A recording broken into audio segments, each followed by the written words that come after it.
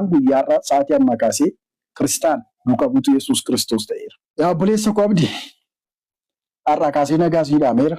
Nagaatti. Nagaa fi araarri Waaqayyoo Gooftaa keenya Yesuus Kiristoos isiniif haa ta'u. Islaamummaan naga'eera. Akkuma beekamu obboleessa kiyyaa Abdii Raggaasaa duukaa uummanni Islaamaa alaaf keessa jiru itti dadhabdanii gatii guddaa kanfaltanii hanga guyyaa irraatti aarsaa isinirraa barbaachisu kanfaltanii akka inni yaalamee lubbuudhaan jiraachuu danda'u carraa laattaniitu. Gamanumaan hawaasni Musliimaa bal'aan bakka jirtanitti galatoomaa jechuun barbaada. Egaa akkuma beekamu immoo duulaa obboleessa keenya Abdii Raggaasaa irratti geggeeffamaa jiru utuu inni madaasaa qullaasaa haadha isaatti argisiisuu kan hin dandeenye baasee uummata duratti kumaan kan lakkaaman duratti kunoona dhukkubaa jira jedhee utuu argisiisuu madaasaa dhukkubbiisaa miidhamasaa namni hubachuuf dadhabuudhaan qooda madaa mucaa kanaa qooda saayikoo mucaa kanaa eeguu irratti duuluudhaan irra darbame immoo nu fayyadamu jechuudhaan duulli godhamaa jiru waan qalbii nama cabsuuf nama qaaneffachiisudha. Gatiin Abdii Raggaasaa miliyoona 16 qofaadha. Akkaataa hojii isaatti miliyoona 16 miti biliyoonni 16 itti xiqqaata. Masjida ijaaruu, amantii kana beeksisuu, garee shaadaa jabeessuuf ijaaruu keessatti namoota rakkatan gargaaruu fi namoota immoo gara Islaamummaatti waamuutti kanaan dura kan turan caalaa jabaatee lubbuusaa aarsaa godhee hojjetee ari'atamaa, jibbamaa, hidhamuudhaaf barbaadamaa, baqataa ta'ee biyya itti dhalate keessatti sababii amantii kanaa akka inni jiraataa ture namni quba hin qabne hin jiru. Haa ta'u iyyuu malee yeroo ammaa kanatti garuu qoodi abdiif galatni abdii maal ta'ee jira? Duula irratti banuu ta'ee jira. Egaa anis gara obboleessa koo abdiitti dabalamee ergan dhufe qoodi abdii irra ga'ee anallee qaqqabaa akka jiru namooti hedduun quba qabdu. Jaalalliif kabajni isin biraa qabnu kanaan ergii hin deebiti taate hanga guyyaa irraatti wanti nu wal biraa qabnu yoo jiraate obbolummaa Islaamummaati.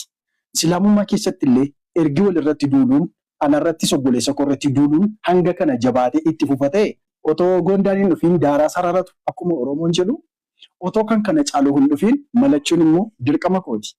Kanaaf waa walitti qabnu immoo Islaamummaa waa wal harkaa qabnus Islaamummaa kunoo Islaamummaa keessan isiniif deebiseen jira. An guyyaarraa sa'aatii ammaa kaasee Kiristaan duukaa buutuu Yesuus Kiristoos ta'eera.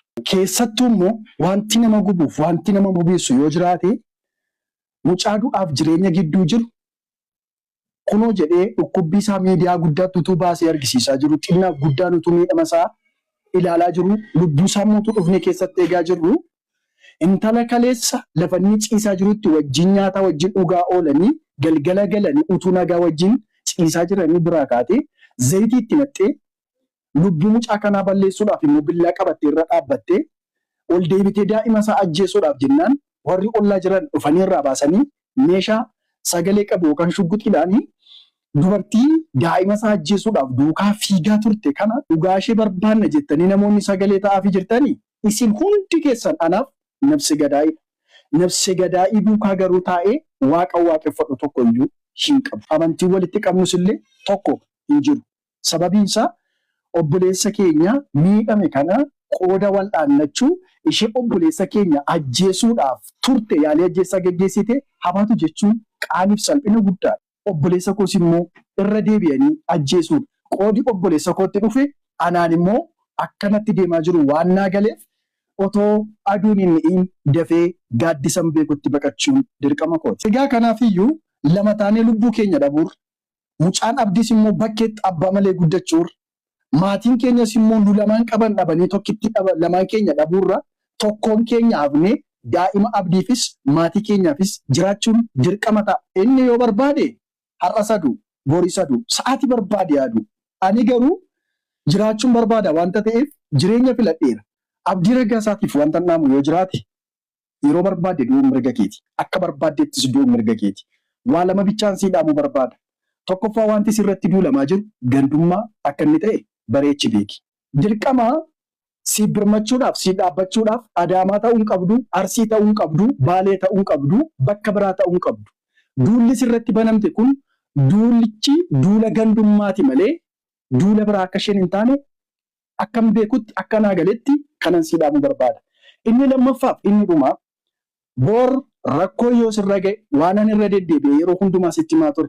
itti gaafatamaa wabii lubbuu keetiitii yeroo hundumaa namni si sodaatu boriilee lubbuu kee namni balleessu Haayider Abdii Bilisummaa fi maqaa garee shaadaatiin biyya keessa kan socho'aa jiran gaaddidduu garee shaadaa jala dhokatanii maqaa garee shaadaa jala dhokatanii namoonni socho'aa jiran siifis maatii keefis lubbuu keefis baay'ee namoota sodaachisoo akka isaan ta'anan bareechee sitti ni barbaada. Lafa deemtutti of eeggannoo jabeessi.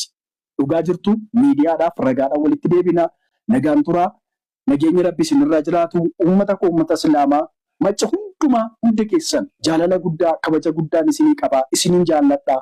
I love you. Kiristaanonni kan kaleessa wajjiniin Waaqayyo waaqeffataa turre wajjin tajaajilaa turre maxxansa garaagaraa maxxansuu viidiyoo garaagaraa waraabuu miira keessa galuudhaan wallaalummaa kiyyaan yookaan miira kiyyaan waan balleesseef isin mufachiisu yoo jiraate bakka jirtanitti alaaf keessaa kiristaanonni hundumtuu dhiifama akkanaaf gootan maqaa Waaqayyoo isiniin kadhadha. Ciao.